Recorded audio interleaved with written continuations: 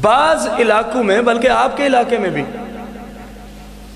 میلاد کی خوشیوں میں بت بنائے جاتے ہیں ماڈل کے طور پہ. میلاد کی خوشی میں کیا بنائے جاتے ہیں؟ بت بنائے جاتے ہیں. اور جن کا میلاد ہے نا وہ بتوں کو توڑنے آئے تھے. جن کی آمد پہ آپ یہ کر رہے ہیں تو وہ صلی اللہ علیہ وسلم بتوں کو توڑنے آئے تھے. انشاءاللہ آپ کو اسی ربیع الاول میں بتائیں گے کیسے توڑے تھے بت. آپ بتوں کو توڑنے آئے تھے اور جب انہی کی خوشی میں آپ بت بنائیں گے تو بتاؤ مصطفیٰ کریم تم سے راضی ہوں گے؟ اللہ تم سے راضی ہوگا؟ پھر ڈھول بجاتے ہیں میلاد کے جلوسوں میں اور محافل میں ڈھول بجاتے ہیں. اوے خدا کا خوف کرو یار, یہ اسلام.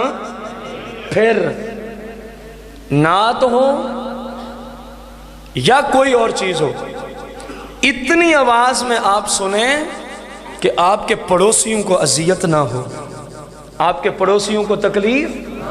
یہاں بعض لوگ آدھی رات سے بھی زیادہ ٹائم تک اپنے پاس اتنی اونچی آواز کی کوئی سہولت نہیں ہوتی تو باقاعدہ رینٹ پہ کرائے پہ ساؤنڈ سسٹم کو بلا کر آدھی رات تک مسلمانوں کے حقوق پامال کرتے ہیں. تمہیں نہیں پتا کوئی بیمار ہوگا, کوئی لاچار ہوگا, کسی بچے کی نیند کا مسئلہ ہوگا, کسی ضعیف کی نیند کا مسئلہ ہوگا.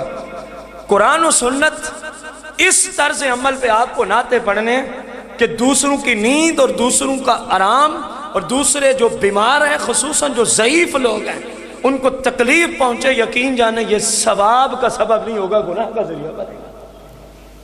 ثواب کا سبب نہیں ہوگا. دوسرے کو حقوق کی رعایت کرنا ضروری ہے. اور یہ صرف میلاد پر نہیں ہے, یہ جائز کام ہے تو اسلام روک رہا ہے کہ اپنے تک رکھ.